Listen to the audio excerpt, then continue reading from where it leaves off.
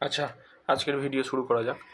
Mainly thumbnail দেখে তো বোঝাই যাচ্ছে যে আমি মিসলেনিয়াস সম্পর্কে কিছু আলোচনা করতে যাচ্ছি। আমরা যে মিসলেনিয়াসটা সম্পর্কে আলোচনা করতে যাচ্ছি সেটা আমাদের 2026 সালে ফর্ম ফিল আপ হয়েছে। তো যতদূর যা শোনা যাচ্ছে পরীক্ষাটা সেপ্টেম্বরে 10 তারিখ হতে পারে, শিওর না, হতে পারে। তো সেই হিসাবে একটা স্ট্র্যাটেজি প্ল্যান করার চেষ্টা করেছি আমি। সেটার মধ্যে আমি রেখেছি পুরনো যে কোয়েশ্চেনগুলো, এটা তো যে কোনো পরীক্ষার ক্ষেত্রে ইম্পর্টেন্ট। আমাদের সব কিছু পরীক্ষার জন্য পুরনো যদি আমরা পিওয়াই কিউটা দেখে নিই তাহলে আমাদের সুবিধা হবে। তো এটা এখান থেকে আমি চেষ্টা করেছি পিওয়াই কিউগুলো আলাদা করে শর্ট আউট করতে, কোন সাবজেক্টে কত কী নাম্বার কী এসছে না এসছে আর কাট অফ কীরম কী গেছে। তো সেই হিসাবে একটা ছোট স্ট্র্যাটেজি চেষ্টা করছি। তো তাহলে শুরু করা যাক। ফার্স্টই যেটা আসছে, আমরা দেখব যে আমাদের পরীক্ষা অনেকগুলোই হয়েছে। এর আগে সম্ভবত 12 না হলে 16তে একটা পরীক্ষা হয়েছে, ঠিক আছে? হ্যাঁ, 18-র আগে। তো আমি যেহেতু এবার একটা কথা বলছি, 18, 19 আর 23টাকে নিয়ে যেহেতু কম্পাইল করেছি, কারণ আমার মনে হয়েছে কোয়েশ্চেন প্যাটার্ন অনেকটা চেঞ্জ হয়েছে। আমরা যদি ইভেন 18, 19 দেখি, তার সাথে সাথে 23 দেখি, সেখানে কিন্তু অনেক চেঞ্জেস পাবো। তো কিন্তু তাও একটাই, শুধু পিওয়াই কিউ আগের ইয়ারটায় যদি আমার মনে হয়, যদি শুধু অ্যানালাইজ করাটা আমার মনে হয় একটু চাপের হয়ে যাচ্ছে, তাই আমি আরও দুটো ইয়ার বেছে নিয়েছি। তো মেনলি আমি যখন এই 3টে পেপারকে নিয়ে বসেছি, আমি এখানে করে দিয়েছি বলে আগেই বলে রাখছি তোমরা করবে না এটা কিন্তু নয়। প্রথমেই হচ্ছে আগে সবাই আশা করি করি, তাও বলছি যদি না থাকে পিডিএফের থেকে আমার মনে হয় 3টে পেপারকে প্রিন্ট আউট করে নেওয়াটা বেটার, ঠিক আছে? আর বইয়ের যদি কোনো বইয়ে কারোর থাকে তো ওয়েল অ্যান্ড গুড। তো এখান থেকে আমরা দেখতে পাবো সেটা হচ্ছে ম্যাথামেটিক্সে কিন্তু কন্টিনিউয়াস 20 to 25 করে কোয়েশ্চেন আসছে, ঠিক আছে? ঠিক একইভাবে নেক্সট যেটা আমার টার্গেট হবে সেটা হচ্ছে সায়েন্স। সায়েন্সে দেখবো আমার 22, 23, আর একটা জায়গায় হয়েছে 15টা। মানে আমি যদি অ্যাপ্রক্স একটা গড় করে নিই, আমার অনলি এই দুটো থেকে, ঠিক আছে, 40 থেকে 45 কোয়েশ্চেন আসবেই, ঠিক আছে? গেল একটা। দেন আমার নেক্সট টার্গেট হবে হচ্ছে, আমার নেক্সট টার্গেট করব সেটা হচ্ছে হিস্ট্রি, জিওগ্রাফি, এই দুটো জিনিসকে আমি টার্গেট করব। কারণ কি, জিওগ্রাফির কিন্তু মোটামুটি একটা সেম বেস আমি দেখতে পাচ্ছি, যে 10 থেকে 12টা কোয়েশ্চেন আসছে। আর হিস্ট্রিতে যেটা দেখা যায় না নর্মালি, কারণ মিসলেনিয়াস কোয়েশ্চেনের ক্ষেত্রে, মিসলেনিয়াস এক্সামের ক্ষেত্রে মিসলেনিয়াস কোয়েশ্চেন বেশি আসে। তো সেবারে এইখানে দেখা গেছে হিস্ট্রির কোয়েশ্চেনগুলো কিন্তু ম্যাক্সিমাম মিসলেনিয়াস বেসেরই, ঠিক আছে? মানে ওয়ান লাইনার যেগুলো, ঠিক আছে? তো এই কারণে দেখবো আমার হিস্ট্রিতে কোয়েশ্চেন বেশি আছে। তাহলে আমার ফার্স্ট কি হলো, ম্যাথামেটিক্স, তার সাথে সায়েন্স গেল একটা আমার ফেজ। সেকেন্ড হচ্ছে হিস্ট্রি প্লাস জিওগ্রাফি। আমি এই 4টে জিনিস আমাকে কিন্তু খুব ভালো করে কভার। তারপর যেটা আসছে সেটা হচ্ছে, যেটা আমার এখানের মধ্যে অন্যতম ট্রিকি পার্ট বলে মনে হয়, বিকজ আমি 2023-এর মিসলেনিয়াস দিয়েছিলাম। তো 2023-এর মিসলেনিয়াসে আমার 142 এসছে।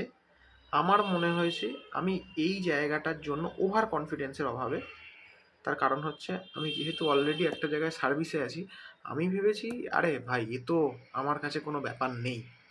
কারণ আমি পরে এসে মিলিয়ে দেখেছিলাম আমার এখানে ম্যাথসেও ঠিকঠাক নাম্বার এসছে, সায়েন্সেও ঠিকঠাক নাম্বার এসছে, এই দুটো মডারেট। কিন্তু আমাকে যেটা মানে নেগেটিভ করেছিল, অবভিয়াসলি আমি অ্যান্সার করেছিলাম, সেটা হচ্ছে এই জায়গাটা। অথচ আগের বারে কিন্তু কোয়েশ্চেন খুবই ইজি হয়েছে। ইভেন আমি যদি লুসেন্টের শেষের দিকটা দেখি, ওই কয়েকটা পাতা, হার্ডলি 25 থেকে 30টা হয়তো পাতা আছে, ঠিক আছে? এখান থেকে প্রচুর কোয়েশ্চেন আসছে, প্রচুর। তো মিসলেনিয়াসের ক্ষেত্রে এই একটা জায়গা প্রচণ্ড ট্রিকি পার্ট। এটা আমি আমার স্ট্র্যাটেজি বলছি, সবাই সবার মতো আলাদা করে কিন্তু প্রিপেয়ার করতে পারো। ওই কারণে বললাম যে এটা যে কেউ স্ক্রিনশট নিয়ে নিতে পারো, ঠিক আছে? আমার এরকম কোনো ব্যাপার নেই, আমার পেড সার্ভিসও না, কিছু না। যে কেউ তোমার মতো একটা স্ক্রিনশট নিতে পারো, নিজের মতো স্ট্র্যাটেজি বানাতে পারো। তো আমার তাহলে টোটাল কোনটা গেল? টোটাল আমার এখানে 5টা জিনিস আমি আলোচনা করে ফেললাম। দাগ দিয়ে দিই, হলো। বাকি যে জায়গাটা আছে সেটা হচ্ছে current affairs, environment and ecology, আর একটা হচ্ছে কম্পিউটার। কম্পিউটারের আগের বারে কোয়েশ্চেন আসেনি, এবারে আসবে না, একদমই না। অবশ্যই কম্পিউটারে বেসিক জিনিসগুলো দেখে যেতে হবে, কারণ অনেক ক্ষেত্রে দেখা গেছে যে বেসিসে লোকজন জব হয়, তো সেই বেসিসের কিছু কোয়েশ্চেন আসে। তো কম্পিউটারটা একটা অন্যতম গুরুত্বপূর্ণ পার্ট। আর এনভায়রনমেন্ট অ্যান্ড ইকোলজির মধ্যে আমার যা মনে হয়, এটা জিওগ্রাফি থেকে অনেকটা জিনিস কভার হয়ে যাবে, আমার যেটা মনে হয়েছে। আলাদা করে এই পার্টটা এই মুহূর্তে রাখার দরকার নেই। কম্পিউটারের বেসিক টার্মিনোলজি, বিশেষ করে আমার যেটা মনে হয় কম্পিউটার এখানে যেগুলো খুব ইম্পর্টেন্ট, সেটা হচ্ছে ওই কিছু ফুল ফর্ম আছে, ঠিক আছে? তার সাথে সাথে যেহেতু এখন নতুন এআই আসছে, তার সাথে সাথে যেগুলো ওর মানে সাথে রিলেটেড যেগুলো, সেগুলো একটু দেখে গেলে আমার মনে হয় বেটার হয়, ঠিক আছে? গেল। আর এই কারেন্ট অ্যাফেয়ার্স বলতে সত্যি কথা বলছি, কেন মিসলেনিয়াসে লাস্ট এক্সামে কেন কোনো কারেন্ট অ্যাফেয়ার্স দেয়নি আমি বুঝতে পারিনি। বিকজ কারেন্ট অ্যাফেয়ার্স আমার মনে হয়েছে অন্যতম গুরুত্ব। এবার বলা যেতে পারে এইখানেই না অনেক কিছু জিনিস কারেন্ট অ্যাফেয়ার্সে, যেমনই আর্ট অ্যান্ড কালচার ঢুকিয়েছে, যেমন কিছু প্রাইজ, ঠিক আছে? তার সাথে সাথে মানে নতুন কোনো কিছু ইনোভেশন, নোবেল প্রাইজ, এগুলোই আর্ট অ্যান্ড কালচারের মধ্যে ঢুকবে। তো কারেন্ট অ্যাফেয়ার্স আর আমার মনে হয় আর্ট অ্যান্ড কালচার এটা একটা কম্বাইন্ড, ঠিক আছে? এটাকে আলাদা করে না দেখাই ভালো মিসলেনিয়াসের জন্য, ঠিক আছে? মিসলেনিয়াসের জন্য এটা আলাদা করে না দেখাই ভালো।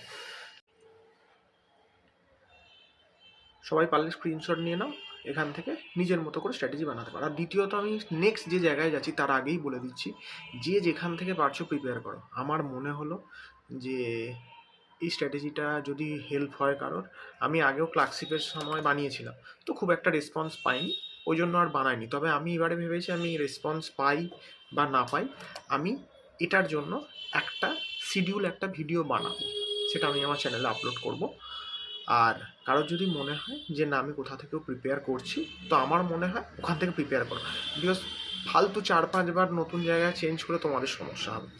আমার এই ভিডিওটার মেন টার্গেট হচ্ছে, আমি চেষ্টা করছি সেপ্টেম্বর 10কে ফলো করে পুরো স্ট্র্যাটেজিটা বানিয়েছি, এবং কী করা যাবে। এবং আমি আবারও বলছি, কেউ যদি নতুনভাবে শুরু করো তাহলে কিন্তু এই স্ট্র্যাটেজিটা দেখো না, বিকজ তার জন্য একেবারেই মানে এটা ঠিক ভিডিও না, কারণ তাকে পড়তে হবে। এটা হচ্ছে কি, যারা আমার মতো আর কি, আমি অলরেডি একটা সার্ভিস এসেছে, বাট তাও আমি বলবো না নিজে মানে বিশাল বড় 30 মার খান, কারণ এখানে কথা বলতে হলে ছোট্ট গল্প বলে রাখি। আমি এই এক্সাম দিয়েছি আগের বারে, আমি এখানে পেয়েছি 142। আমি ইভেন এবারে মিসিএসে বসেছি, আমার আসছে 95 থেকে 97। তাহলে বোঝাই যাচ্ছে যে আমি চাকরি পেয়ে গেছি বলে। আমি বিশেষ গ্রুপ এর জন্য মেনলি ফিল আপ করেছিলাম, ভোটের প্রচণ্ড চাপ গেছে, তো যাই হোক ভেবেছিলাম পেলি তো কোনো ব্যাপারই না। তো এই হচ্ছে আমার অবস্থা।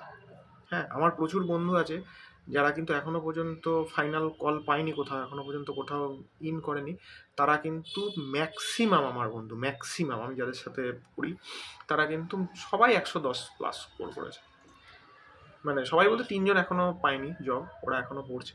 তো সবাই 110+ ওদের সবার স্কোর। একজন তো 130, মানে একজনই দেখলাম 115-16 এসছে, বাদ বাকি যে দুজন আছে ওদের 135। তো এটাই হচ্ছে ব্যাপার, কনসিস্টেন্সিটা মেন।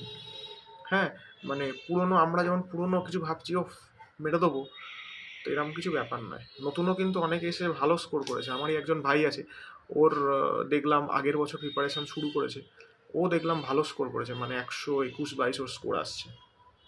তো ঠিক আছে, লেগে থাকতে হবে। হ্যাঁ, যাই হোক, এবার আমি নেক্সট জায়গায় যাচ্ছি, যে আমি যে 10 সেপ্টেম্বরটাকে টার্গেট করে যদি এগোই, কি কি স্টেপ নিলে আমার মনে হয়েছে আমি এরপর কাট অফে যাচ্ছি, সেই কাট অফটাকে ক্লিয়ার করা যাবে। এটা হচ্ছে আমার 3টে ইয়ারের কাট অফ মার্কস, 23, 19, 28। তার সাথে সাথে ফেজ 2তে মানে মেন্সের জন্য কল পেয়েছিল এটা সবাই পজ করে ভালো করে দেখে নিও। এইবার আমি কেন এটা দিলাম আমার এই স্লাইডে, লোকে তো এটার জন্য আলাদা একটা ভিডিও বানিয়ে দিয়েছে দেখলাম, যাই হোক বানিয়েছেন ওনার জন্য ভালো। তো এটা কেন দিলাম, কারণ আমার যেটা মনে হয়েছে, সবাই এখন কিন্তু ম্যাক্সিমাম জন বলছে expected cut off minimum 150 plus next যেটা হবে। আমার কোনো জায়গায় মনে হয়েছে এটা ভুল, বিকজ কাট অফ পুরোপুরি ডিপেন্ড করে কোয়েশ্চেনের ওপর। ভালো টার্গেট থাকা ভালো, কিন্তু ওই আমি বললাম আমার মতো যদি 30 মার্ক খানের মতো হও, যে হ্যাঁ আমার কাছে তো কোনো ব্যাপার নয়, আমিও এবারে প্রচুর ওভার কনফিডেন্সে এক্সেস মার্ক করে এসেছি, 160 ফাট অ্যান্সার করে এসেছি, আমার প্রিপারেশান সেই জায়গায় নেই।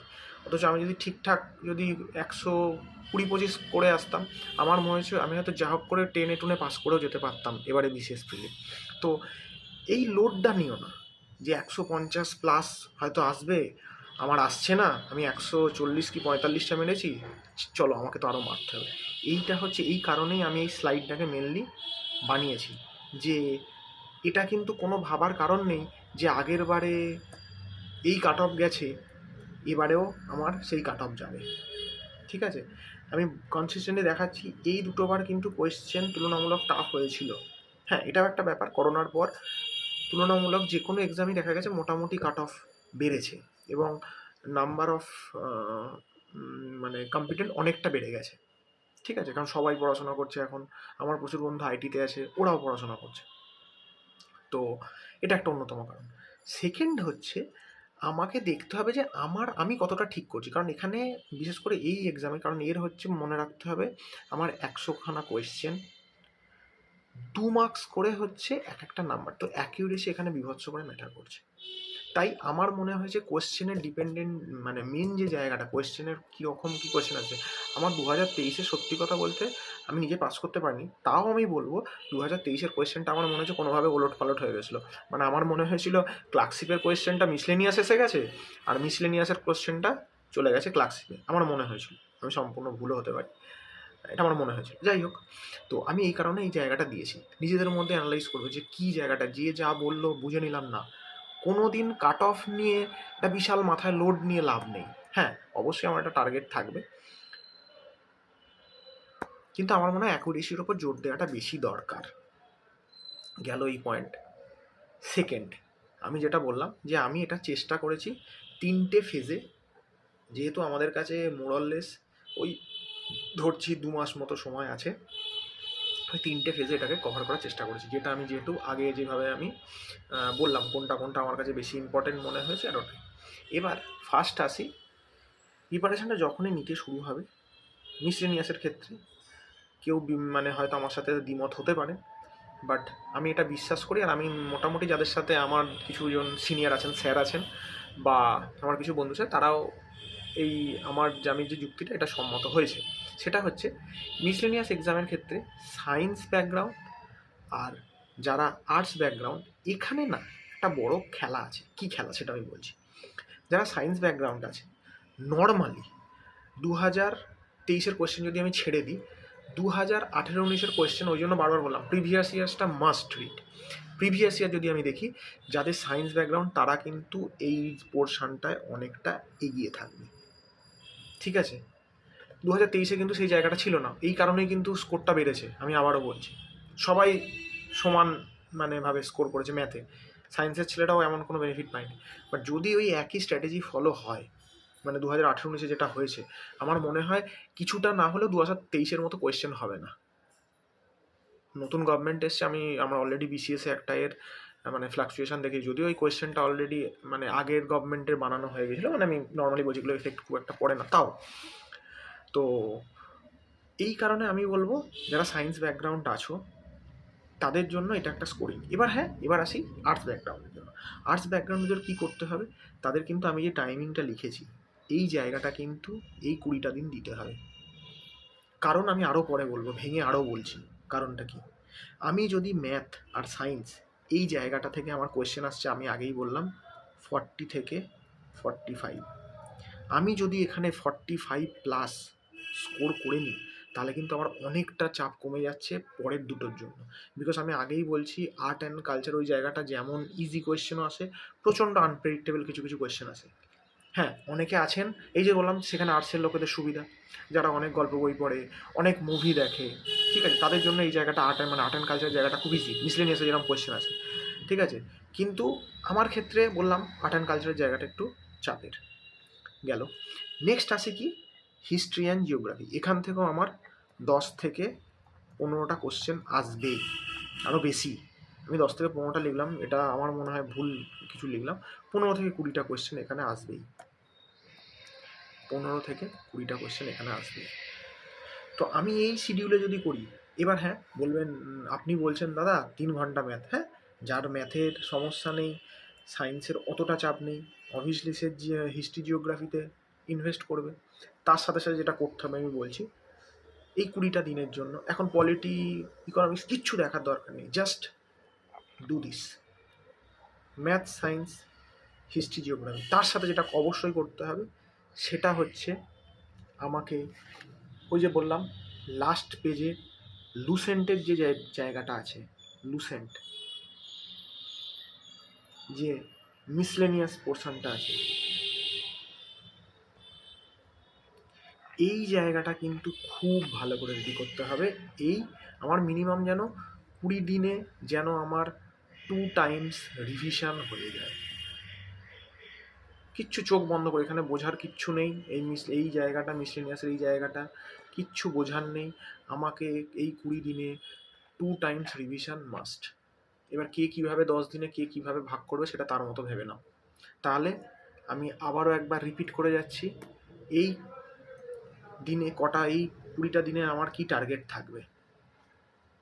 সে যার ম্যাথে যে মোটামুটি একটু এগিয়ে, তার 1 ঘন্টা করলেই হবে, একদম ছেড়ো না। আমি নিজে সায়েন্সের স্টুডেন্ট হয়ে বলছি, কারণ ওই 18-19-এর মতো যদি ম্যাথ এসে যায়, বড় বড় লোকজনও মনে হবে যে, মানে যারা বললাম আমি মানে সায়েন্স ব্যাকগ্রাউন্ড, তাও বলছি মানে না প্র্যাকটিস থাকলে সম্ভব না। অ্যারিথমেটিক উদ্রে দেওয়া যায় কারণ টাইম থাকে এই এক্সামগুলোতে, কিন্তু যদি অ্যারিথমেটিক বাদ দিয়ে বাদ বাকি কোয়েশ্চেন আছে তাহলে কিন্তু সময় মানে সেখানে কিন্তু টাইম কম দিবে। তো হিস্ট্রি আর জিওগ্রাফি, হিস্ট্রিটা আগের বারে হিস্ট্রির কোয়েশ্চেন বেশি ছিল, বাট তার আগের যদি 18-19 দেখা যায় তাহলে কিন্তু হিস্ট্রির কোয়েশ্চেন তুলনামূলক কম ছিল। আর হচ্ছে জিওগ্রাফি, সাথে সাথে আর একটা কী বললাম, মিসলেনিয়াস পোর্শনটা এই লাস্ট 20 ডেজে 2 টাইমস রিভিশন। এটা হচ্ছে আমার প্রথম 20 দিনের প্ল্যান। নেক্সট আসছি আমার ডে মানে ফেজ টু আমার সেম 20 to 21 ডেজের। এখানে আমি কী করবো, পলিটি, কারেন্ট অ্যাফেয়ার্স শুরু করবো। জাস্ট আমার যেটা মনে হয় কারেন্ট অ্যাফেয়ার্সের মধ্যেও মেন হচ্ছে এখানে যেটা মানে আমার মনে হচ্ছে স্কিমটা এখানে খুব একটা ইম্পর্টেন্ট না, তার থেকে আমার যেটা মনে হচ্ছে স্পোর্টসটা বেশি ইম্পর্টেন্ট। তার সাথে সাথে কি আর্ট অ্যান্ড কালচার, ইকোনমিক্স আর এনভায়রনমেন্ট এখানে আমার দরকার নেই। আমি বারবার বললাম ইকোনমিক্স আর এনভায়রনমেন্ট এটা আমার দরকার নেই, যেহেতু আমি এটা ওই মানে এআই দিয়ে বানিয়েছি ওই স্ট্র্যাটেজির জন্য, পুরো যে পার্ট বাই পার্ট এখানে দিয়েছিল এটা এসছে, দরকার নেই, এটা করতেই হবে না, ঠিক আছে। এইবার তার সাথে সাথে কী করতে হবে আমাকে, কারণ এই জায়গাটা আমার অলরেডি কিন্তু আগে ম্যাথ, সায়েন্স, হিস্ট্রি আর জিওগ্রাফি হচ্ছে আগে 20 দিন আমার কিন্তু মোটামুটি পুরো সিলেবাস কাভার। আমাকে এই সপ্তাহ থেকে এইটা পড়ার সাথে সাথে এইটা আর এইটা, এই দুটো জিনিস পড়ার সাথে সাথে এই পুরো জিনিসটা রিভিশন করতে হবে। আমি বলবো ম্যাথের রিভিশনের জন্য বেস্ট যত আমাদের WBPSC যা যা পরীক্ষা আছে তার যা যা প্রিভিয়াস ইয়ার আছে, সেটা মিসলেনিয়াস হতে পারে, WBCS হতে পারে, তার প্রিভিয়াস ইয়ার করা। এবং WBCS এর বিশেষ করে মেন্সের পুরোনো যে মেন্স হয়েছে সেই যদি আমি মেন্সের প্রিভিয়াস ইয়ার করি, আমার মনে হয় না ম্যাথে এর বাইরে কোনো কোয়েশ্চেন দেবে। আমি এটা বলে দিলাম WBCS এর মেন্সের কোয়েশ্চেন ম্যাথের জন্য গেল। সায়েন্সের জন্য কোনো কনসেপচুয়াল কোয়েশ্চেন দেখার দরকার নেই, যেগুলো 1 লাইনার কোয়েশ্চেন WBCS এসছে গেল। আরেকটা জিনিস যেটা আমি বারবার বলি, সেটা অনেকেই ফলো করে না, কিন্তু আমার এক ভাই ফলো করে বলছে দাদা তুমি কি বলে আমাকে কভার করেছি, এটা আমি নিজে ফলো করতাম এবং আমি অনেক কোয়েশ্চেন কমন পেয়েছি। এই দুটোর জন্য না প্রিভিয়াস ইয়ার KMC কিছু কোয়েশ্চেনের প্যাটার্ন দেখবে, খুব সিমিলার কোয়েশ্চেন কিন্তু মিশনে আছে। আমি বললাম কোনটা কোনটা, KMC হচ্ছে ম্যাথ আর সায়েন্স, এদের মানে পুরোটাই করলে তো খুবই ভালো বললাম, কিন্তু ম্যাথ আর সায়েন্স কোয়েশ্চেন আমি বললাম এখান থেকে টোকে জাস্ট KMC প্রচুর কোয়েশ্চেন অনলাইনে পেয়ে যাবে, সেখান থেকে দেখে নেবে। এদের ম্যাথের কোয়েশ্চেন, সায়েন্সের কোয়েশ্চেন খুব ভালো কোয়েশ্চেন, যদি 18 মতো কোয়েশ্চেন আছে তো একদম এই KMC মতো কোয়েশ্চেন হবে ম্যাথ আর সায়েন্সটা গেল। আর হিস্ট্রি আর জিওগ্রাফির জন্য আমার মনে হয় যেহেতু 1 লাইনার মিসলেনিয়াসের ম্যাক্সিমাম কোয়েশ্চেন 1 লাইনার আছে মিসলেনিয়াসে, তাই WBPSC যত এক্সাম আছে যেহেতু আমারটা পুরো কভার হয়ে গেল, সেটা রিভিশন করলেই হবে, বাস আর কিছু করার দরকার নেই। কারণ আমার এখানে যদি বিশাল কিছু মানে কি বলবো নতুন কিছু আসে না, এখানে যেখানটা আসে এই জায়গাটায় হচ্ছে নতুন জিনিস আছে। আচ্ছা বলে না খেলা হবে সত্যি এই জায়গাটায় খেলাটা খেলে দেবে পিএসসি, এবং ম্যাক্সিমাম কাট অফের যে হেরফের তুমি দেখবে এই জায়গাটাতেই দেখবে, তোমরা এই জায়গাটাতেই হয়। আচ্ছা, ফেজ 2 তাহলে আমাদের কমপ্লিট হলো। ফেজ 3 তার মানে আমাদের লাস্ট ফেজে কি করতে হবে, যেহেতু আমরা কি দেখেছি, আমাদের মেন যে টার্গেট ছিল ম্যাথ, সায়েন্স, জিওগ্রাফি, হিস্ট্রি, তার সাথে কি ছিল পলিটি, আর একটা হচ্ছে আর্ট অ্যান্ড কালচার।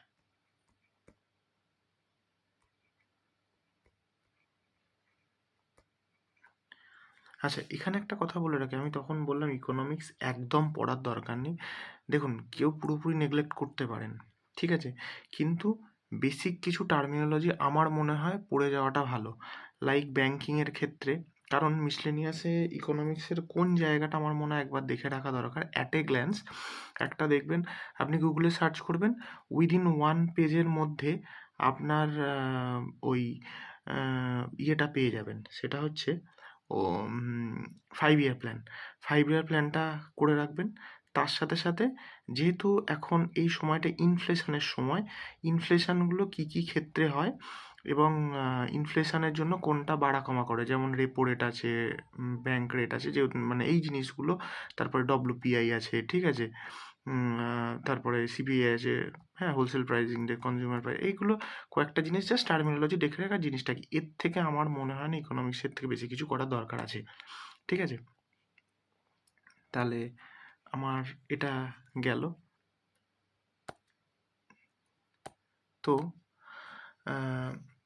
আমার এই জায়গাটা রেডি হয়ে যাবার পর আমার এই থার্ড ফেজে হবে হচ্ছে মেনলি মক।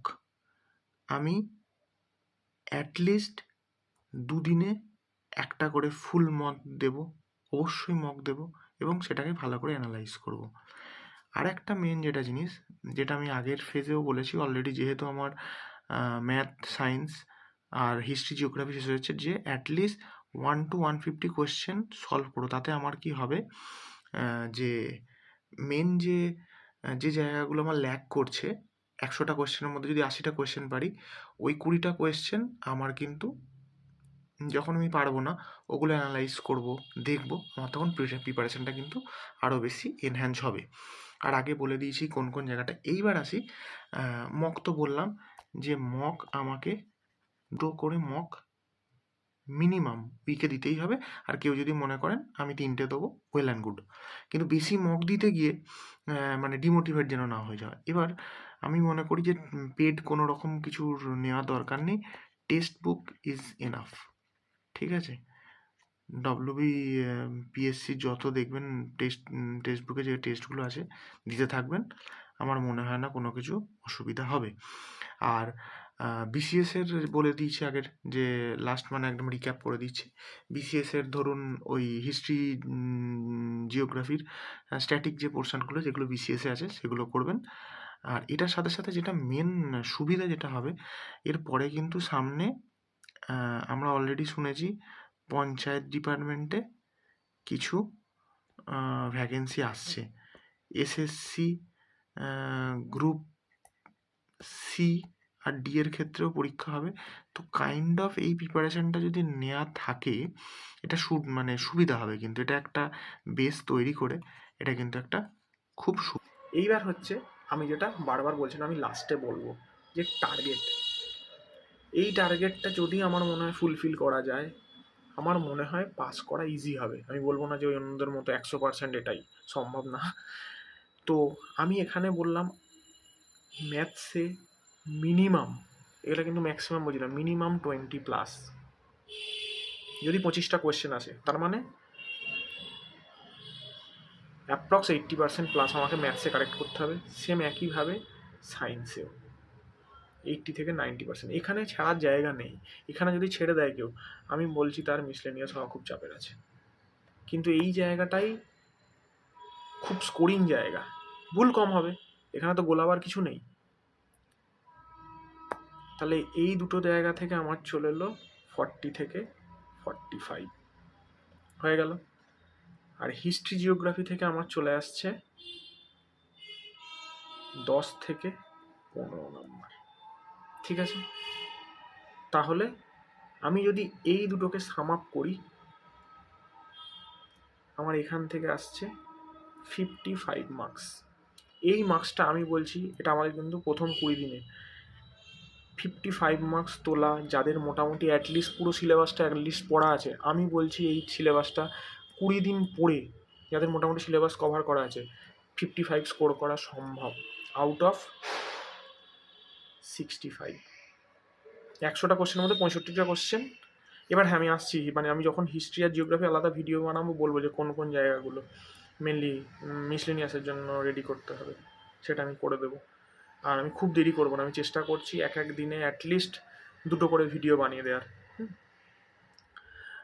তো যাই হোক, তো আমার এখানে গেল 55।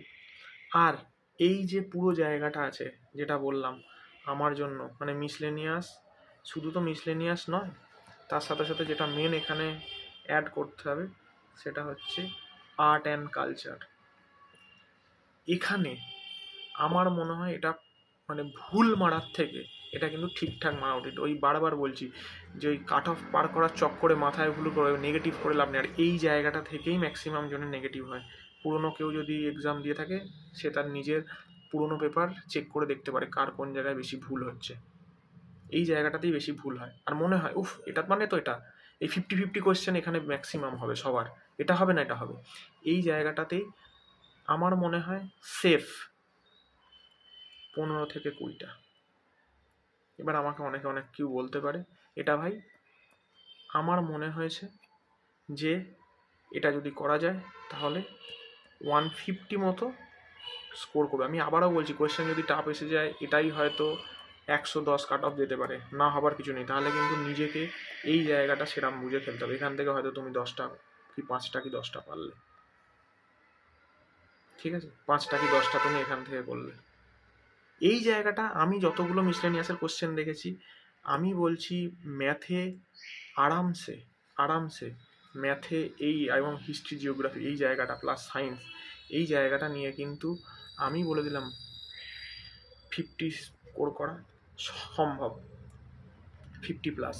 বাদ বাকি এই জায়গায় খেলা হবে, এটা তুমি তোমার মতো করে রেডি করো এবং তোমার যদি ভালো হয় খুব ভালো দেবে, যদি খারাপ হয় আমার মনে হয় চাপ না নিয়ে যতটুকু তুমি 80% শিওর হবে তখনই এখানে অ্যান্সার করো। ওই 50-50 হয়ে মেরে লাভ নেই, বিকজ এটা মিসলেনিয়াস। ওয়ান লাইনার প্রচণ্ড ভুল হয়, যখন যেমন ওয়ান লাইনারের ক্ষেত্রে মনে রাখতেও বেশি হয় সেরকম কিন্তু প্রচণ্ড টিকি। ঠিক আছে, তো ভিডিও আজ এখানে আমি শেষ করছি। সবাই ভালো থাকো, আশা করি তোমাদের ভিডিওটা খুব উপযোগী হয়েছে। যদি কারোর কোনো কোয়ারিজ থাকে তাহলে কমেন্টে জানিও। ধন্যবাদ।